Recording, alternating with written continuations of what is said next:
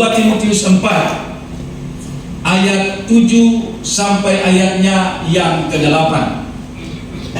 2 Timotius 4 ayat 7 sampai ayatnya yang ke-8. Kita baca bersama-sama, dimulai dari hitungan yang ketiga.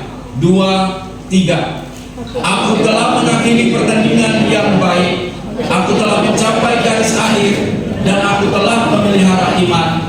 Sekarang telah tersedia bagiku mahkota kebenaran yang akan dikaruniakan kepadaku oleh Tuhan, Hakim yang adil pada harinya. Tetapi bukan hanya kepadaku, melainkan juga kepada semua orang yang merindukan kedatangannya. Amin, Bapak Ibu. Amin. Ya, Paulus adalah seorang yang luar biasa. Ya, dia tidak hanya cakap di dalam mengajar, dia tidak hanya cakap di dalam berkhotbah, tetapi dia punya kehidupan yang baik. Makanya dari semua rasul dia bisa mengatakan begini, ikutilah teladanku. Ya, jadi ini yang membuat dia menjadi rasul yang hebat.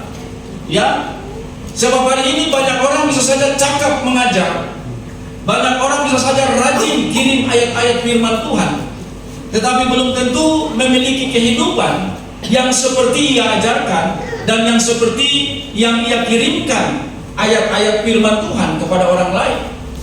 Itu menjadi tantangan kepada kita. Sebab jika tidak demikian, maka saya pastikan kita tidak akan bisa mengakhiri pertandingan perlombaan iman kita dengan baik seperti yang Rasul Paulus saksikan di dalam kehidupannya. Memang Bapak Ibu, ayat Alkitab mengatakan banyak yang dipanggil, tetapi sedikit yang dipilih. Tetapi kemudian di ayat yang berikut di dalam Matius dikatakan, tetapi orang yang bertahan sampai pada kesudahannya, ia akan selamat.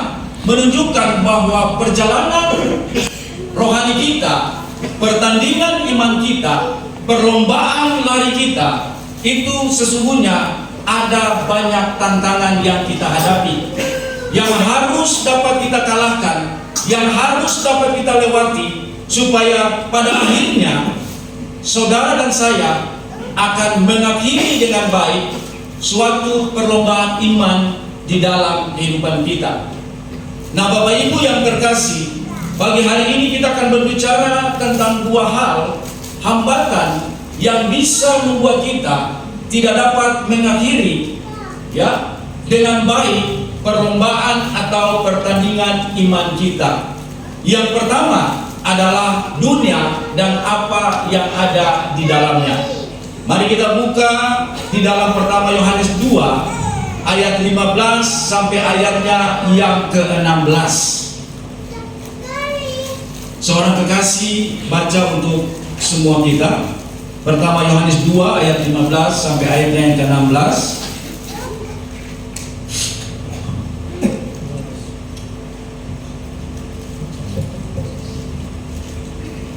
Ya, saya bacakan saja kalau tidak ada yang mau membacakannya.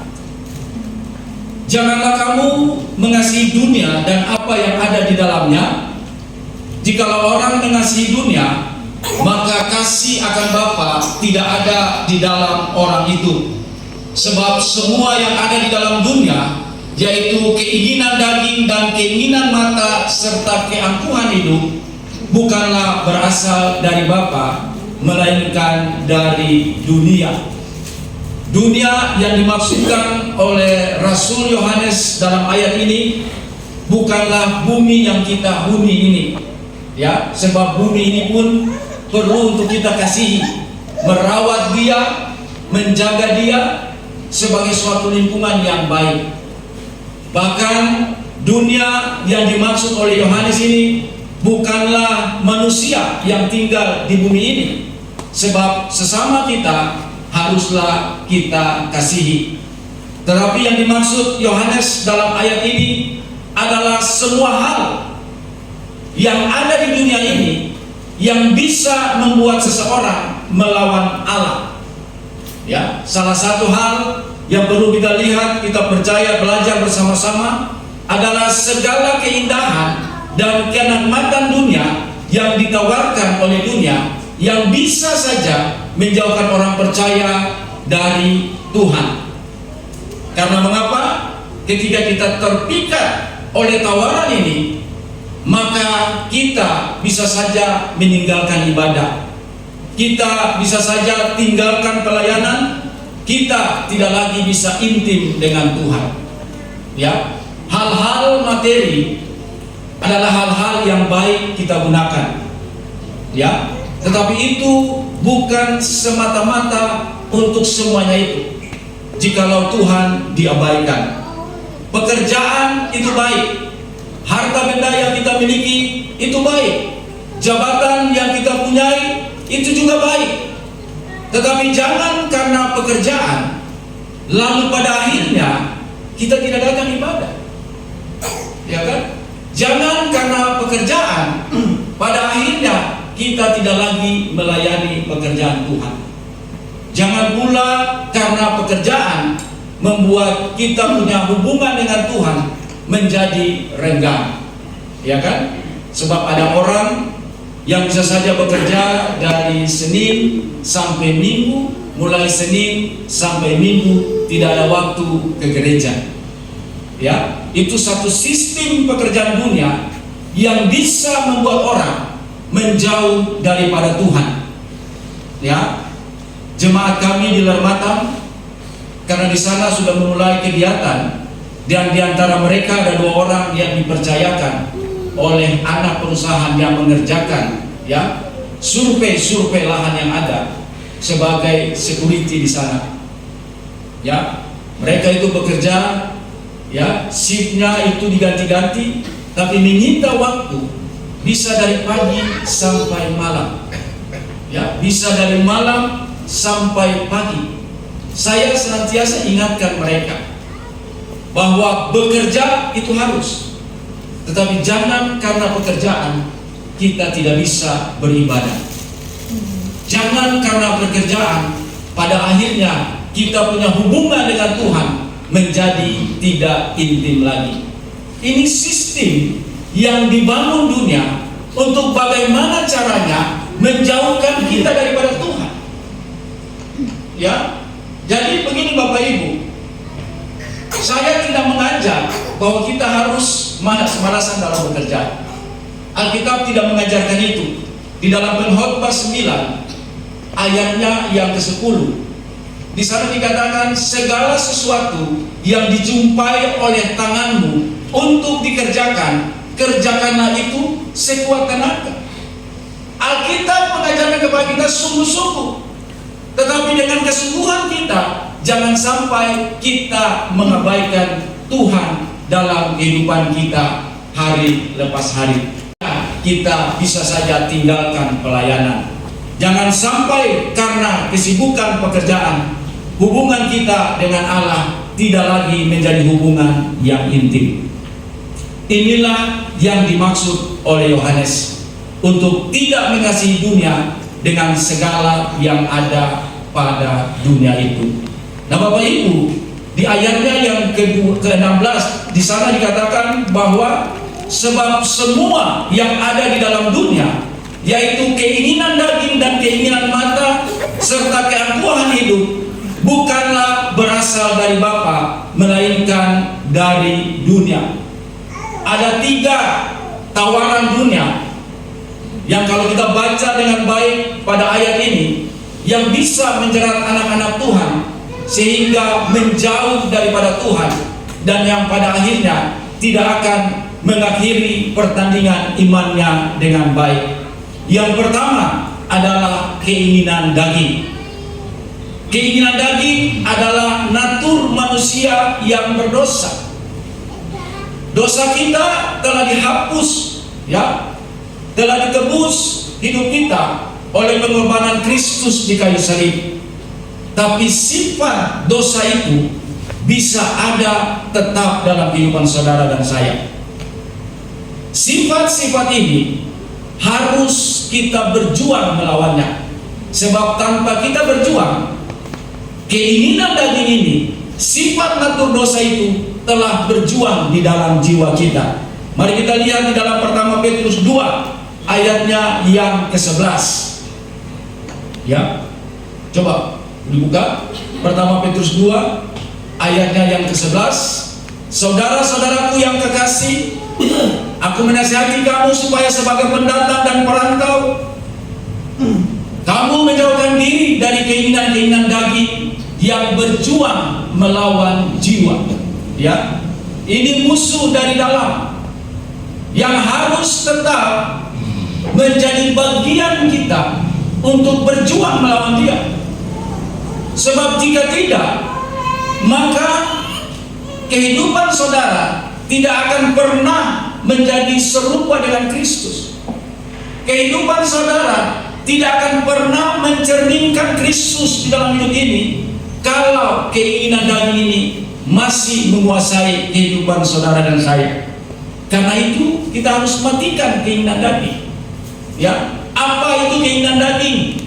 Di dalam Galatia 5 ayat 19 sampai 21, ya, di sana dikatakan percabulan, hawa nafsu, penyembahan berhala, sihir, perseteruan, perselisihan, pertengkaran, kepentingan diri sendiri, keburukan, pesta pora, semuanya ini harus dimatikan dalam kehidupan kita. Dan itu tidak bisa dengan usaha diri sendiri. Kalau mau mematikan keinginan daging, hiduplah oleh Roh. Hanya Roh Kudus yang bisa memampukan kita untuk mematahkan perjuangan keinginan-keinginan daging yang melawan jiwa kita.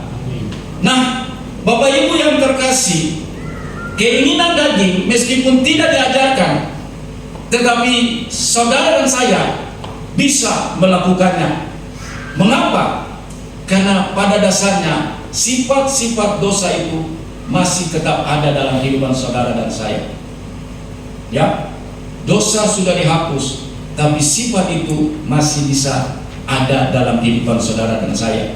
Makanya Paulus dalam menguraikan keinginan daging dan keinginan roh, pada ayat selanjutnya dia mengkontraskan keinginan daging dan keinginan roh dengan perbuatan daging dan keinginan buah roh.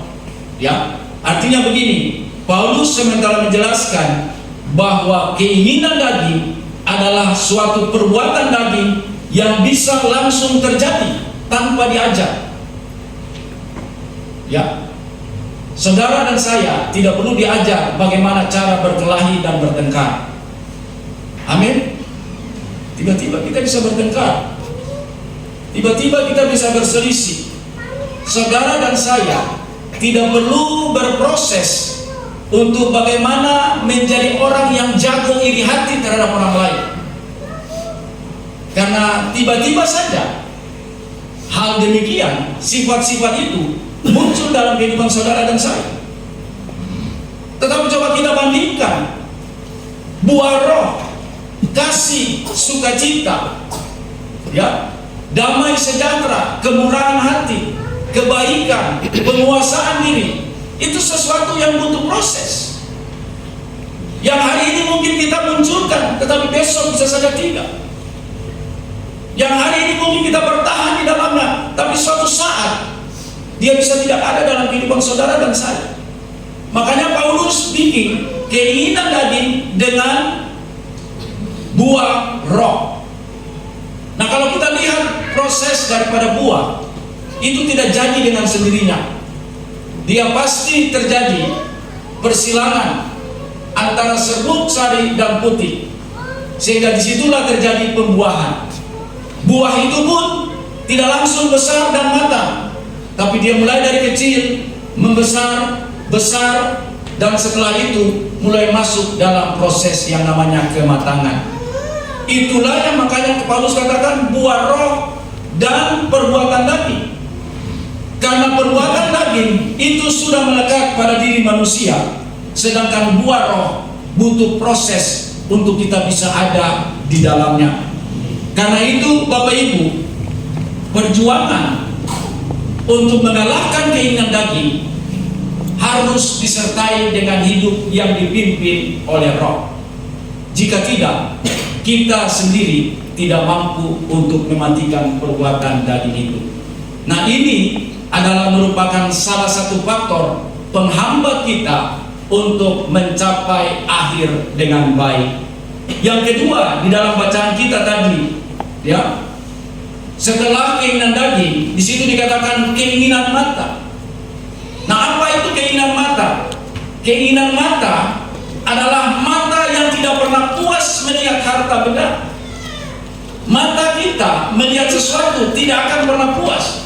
Makanya di dalam Amsal 27 ayat 20, di situ dikatakan seperti dunia orang mati dan kebinasaan tidak akan puas, demikianlah mata manusia yang tak akan puas.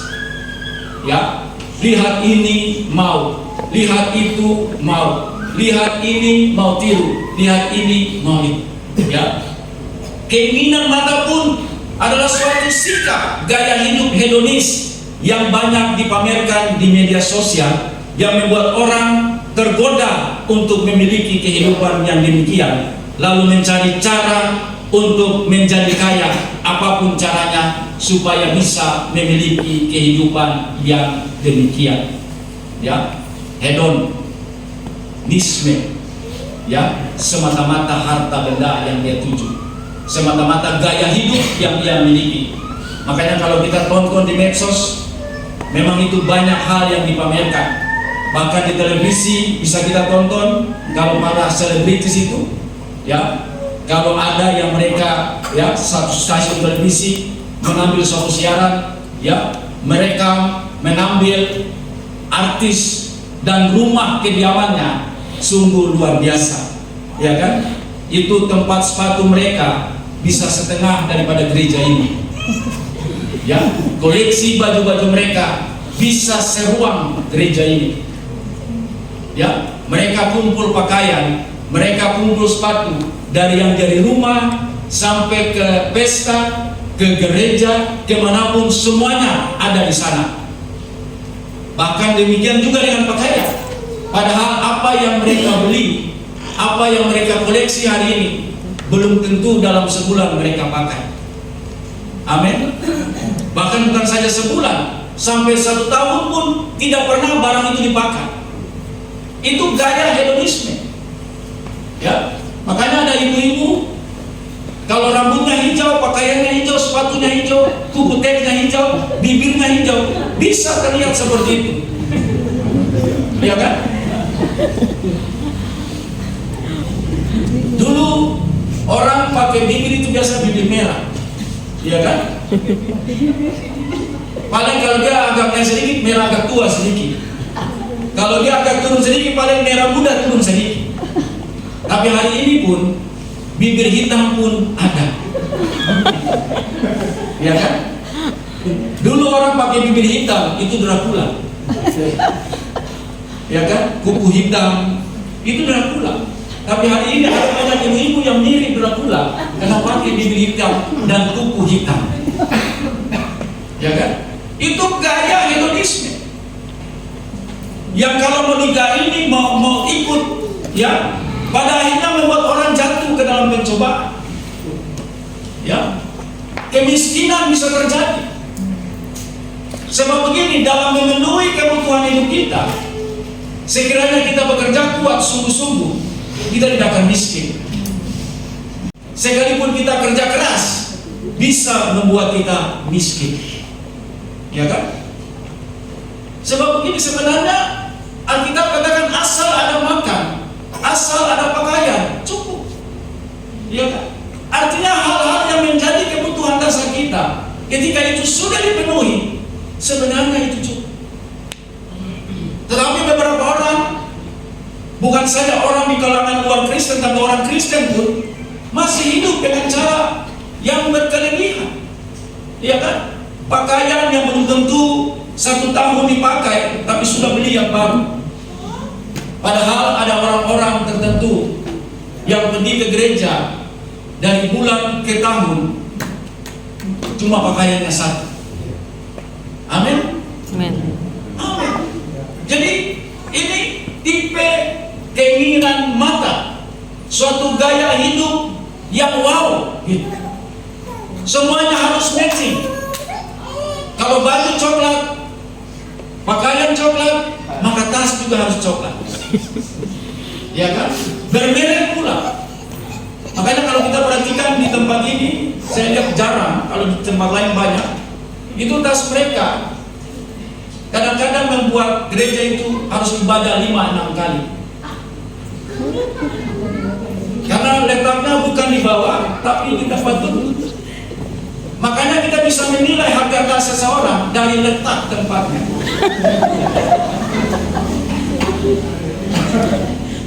Ya, nah Anda sudah taruh ke bawah. Berarti ini harga masih setengah-setengah. Tapi kalau sudah dibilang ini masih tetap di atas, ini memang harga di atas. Ya. Padahal isinya cuma apa Bapak Ibu? Handphone sama tisu saja. Padahal harganya bisa ratusan juta. Bisa sama dengan 1 unit mobil mewah. Itu tas mereka. Ya kan? Hati-hati Bapak Ibu. HP cuma alat komunikasi. Mungkin lebih-lebih bisa ya video call dan segala macam. Sebenarnya di bawah 5 juta pun bisa. Tapi ada orang yang bisa 20 juta ke atas. Ya kan? Saya nggak apa-apa kalau ada bisa mampu beli pulsa. Kadang-kadang HP nilainya sudah 20 juta, tapi dia cari sandi daripada wifi tetangga. Ya, ini hedon. Mau beli sesuatu yang mahal-mahal sampai bisa tanpa kita sadari memiskinkan kita, dan lebih parah lagi adalah menjauhkan kita daripada Tuhan. Yang berikut adalah keangkuhan hidup. Ya, ini merupakan pernyataan penolakan akan kehadiran dan keterlibatan Allah dalam hidup manusia. Ya, manusia yang angkuh melihat benda, uang, karya dan cemerlang yang dimilikinya adalah bukan karena Tuhan, tapi karena prestasi dia. Makanya dia tidak bergantung pada Tuhan, dia abaikan, karena dia merasa bahwa suksesnya pekerjaan dia, keberhasilan dia dalam menumpuk suatu kekayaan itu karena prestasinya dia. Ini keangkuhan hidup yang hari-hari ini banyak dibangun ya oleh manusia akhir zaman ini.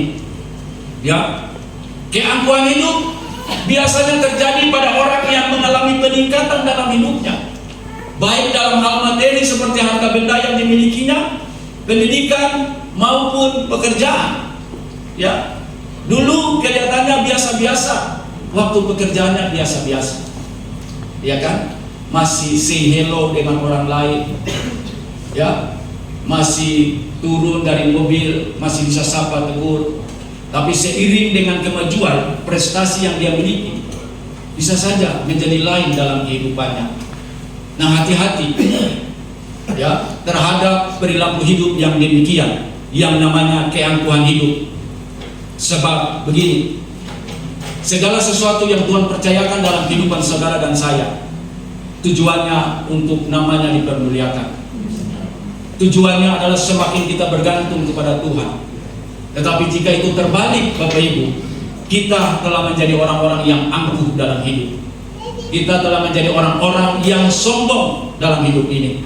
Jika kita tidak sadar, maka kehancuran akan menanti di depan kita. Amsal 16 ayat 18. Kecongkakan mendahului kehancuran, dan tinggi hati mendahului kejatuhan. Ya, jadi orang yang sombong ini perlu kasih jatuh. Orang yang angkuh itu tidak perlu merendahkan mereka. Sebab itu saja waktu hidupnya angkuh dan sombong, itu sudah merupakan tanda kejatuhan dan kehancuran mereka. Amin. Amin. Makanya kalau hari ini Tuhan mempercayakan kita lebih, jangan kita angkuh dan sombong. Ada pada kita kerendahan hati yang demikian, ada pada kita. Saya percaya Tuhan tetap akan membuat kita naik dan bukan turun, jadi kepala dan bukan ekor. Amin. Amin. Lalu kemudian dunia ini tidak boleh kita kasihi, karena di dalam ayatnya yang ke-17 dari pertama Yohanes 2, di sana dikatakan, dan dunia ini sedang lenyap dengan keinginannya, tetapi orang yang melakukan kehendak Allah tetap hidup selama-lamanya. Setinggi-tinggi apapun jabatan kita, gelar kita, gelar terakhir kita adalah almarhum. Amin. Mau S1, S2, S3 sampai S9 pun, tapi kalau di batu nisan tetap tulis ALM. Amin. Jadi gelar tertinggi apapun yang kita miliki, tetap terakhir almarhum. Semewah dan sebanyak apapun mobil yang kita miliki, mobil terakhir kita adalah mobil jenazah. Amin. Amin. Mau banyak-banyak mau kumpul di tanah hektar-hektar bahkan pulau pun, tapi yang terakhir hanya kuburan yang kita tempati 1 kali 2. Karena memang dunia ini sedang lenyap dengan segala keinginannya.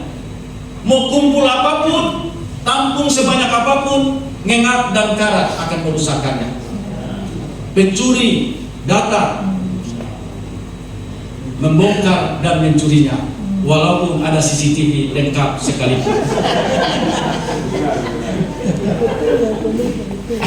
Ya, dia pakai celana kolor, mungkin dia pikir saya nggak boleh di CCTV, padahal celana kolor itu saya depan tetap terlihat. Ya. Jadi segala sesuatu yang namanya kelihatan itu sebenarnya, jikalau kita mencintai itu, kita mencondongkan hati kepada itu, maka pada akhirnya kebinasaan akan kita terima.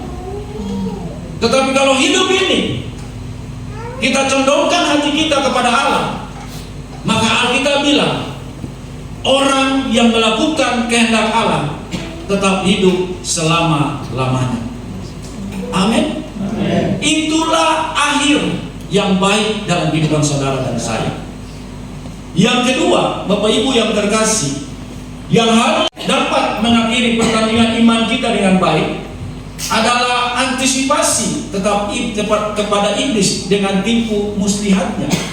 Ya, pertama Petrus 5 ayat 8. Di sana dikatakan, sadarlah dan berjaga-jagalah, lawanmu si iblis berjalan berkeliling sama seperti singa yang mengaum-aum dan mencari orang yang dapat ditelannya.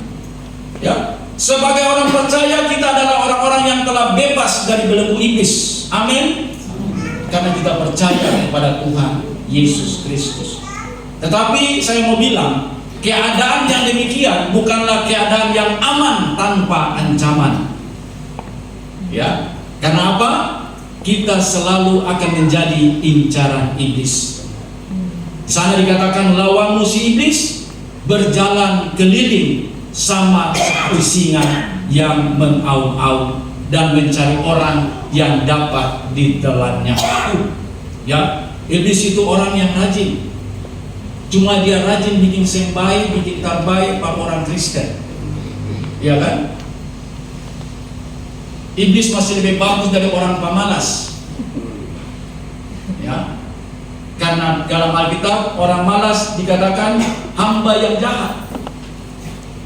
Ya kan? Kalau bisa dibilang sama. Tapi kalau kita baca ayat ini, dia mengatakan bahwa iblis ini punya kerja itu jalan keliling-keliling. Ya, dia tidak pernah berhenti menyerang hidup orang percaya. Sehari 24 jam sepanjang hidup kita, dia akan terus menjadi ancaman bagi hidup kita. Ya, serangan iblis harus kita tahu dengan jelas supaya kita tidak membuka celah untuk dia kuasai hidup kita.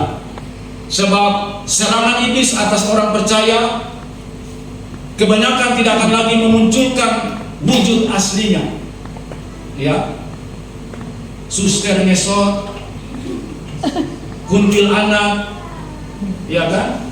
Apalagi genderuwo, mata merah dan segala macam.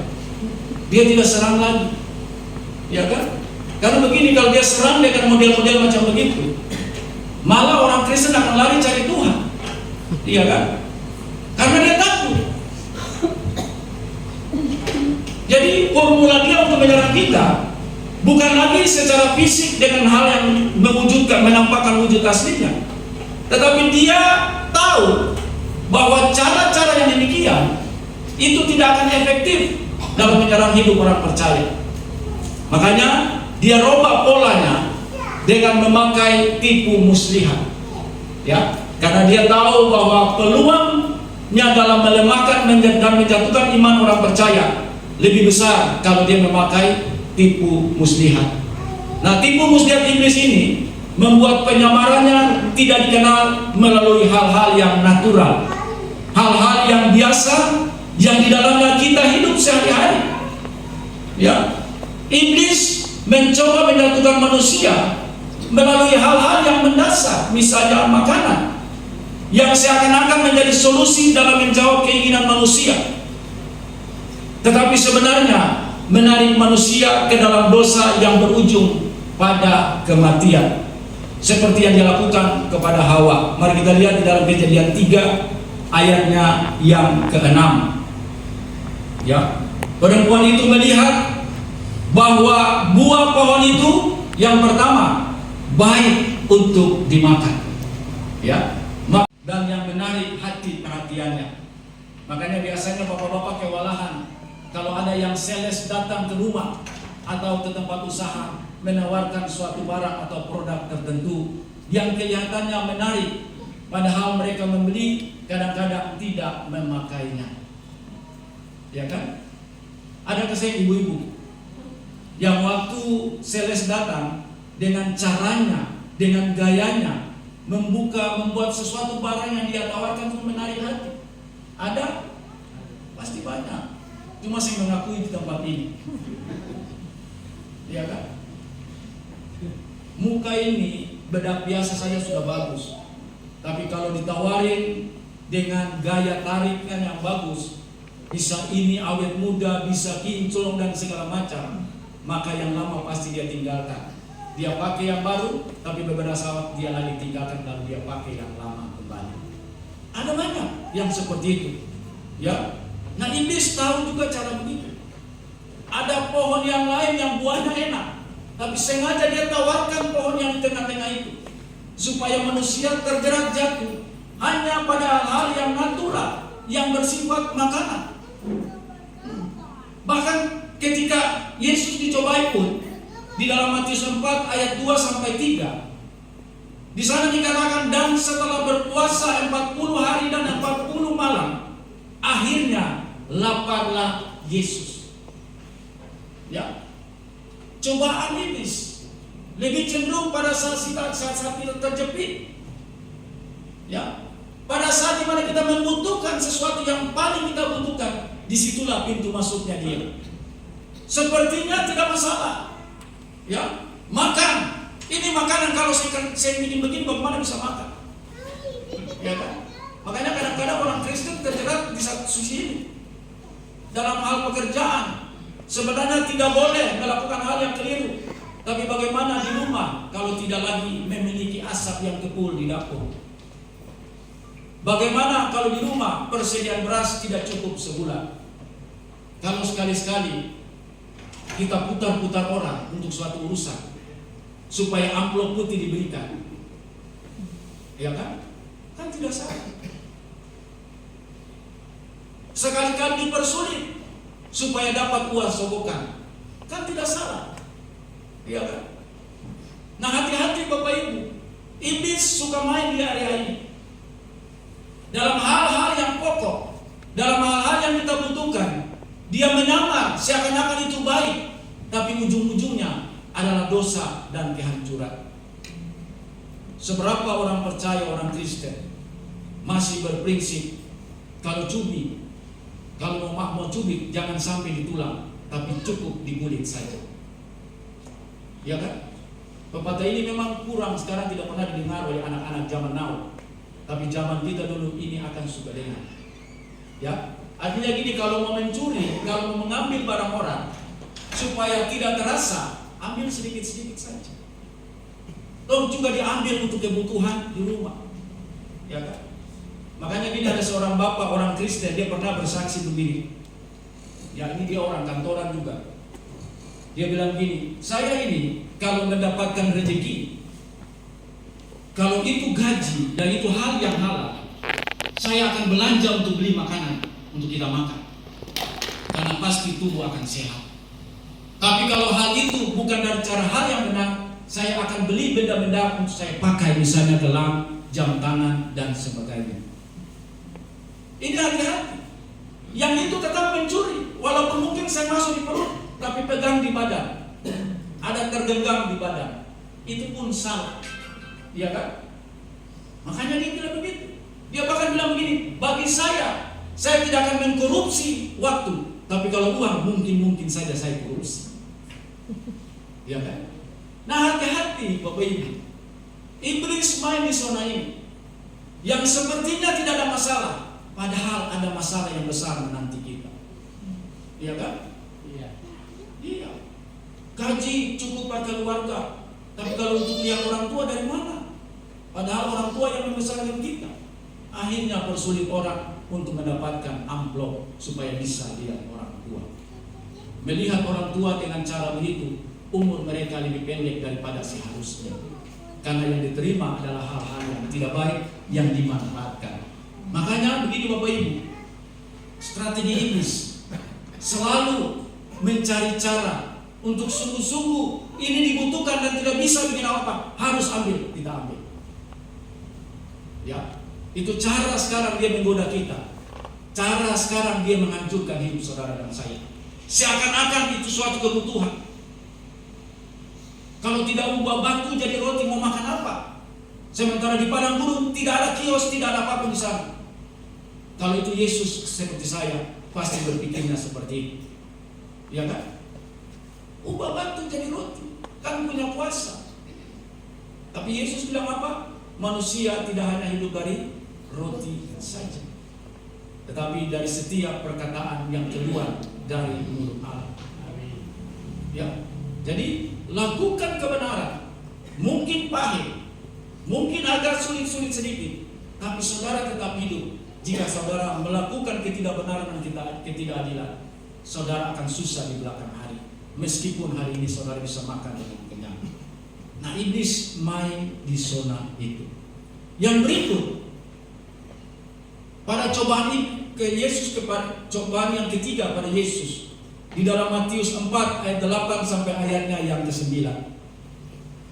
Di sana dikatakan, dan iblis membawanya pula ke atas gunung yang sangat tinggi dan memperlihatkan kepadanya semua kerajaan dunia dengan kemegahannya, dan berkata kepadanya, semua itu akan kuberikan kepadamu jika engkau sujud menyembah aku. Ya, kemegahan dunia pun merupakan cobaan yang paling mempesonakan banyak orang, termasuk orang percaya. Ya, yang jika kalau kita ceroboh dan tidak waspada, bisa menjatuhkan kita.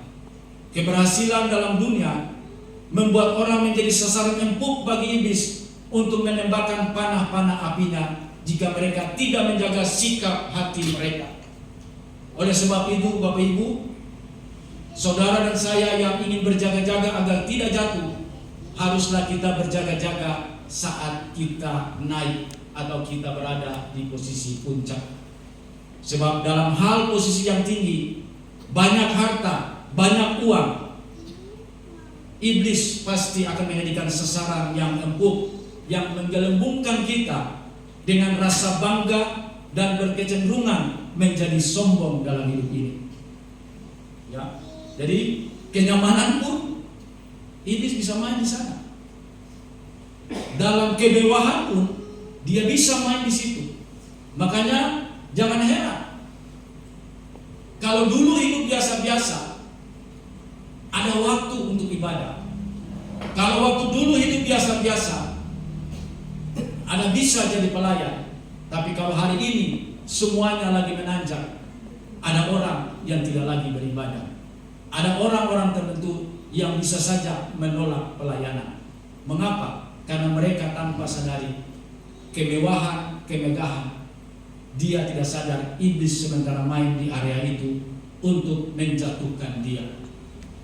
Karena itu di dalam Amsal 30 ayat 8 sampai 9 di sana dikatakan, jauhkanlah daripadaku kecurangan dan kebohongan. Jangan berikan kepadaku kemiskinan atau kekayaan. Biarkanlah aku menikmati makanan yang menjadi bagianku, supaya kalau aku kenyang, aku tidak menyangkalmu dan berkata, siapa Tuhan itu? Atau kalau aku miskin, aku mencuri dan mencemarkan nama Allahku. Jadi dua hal ini harus kita waspadai.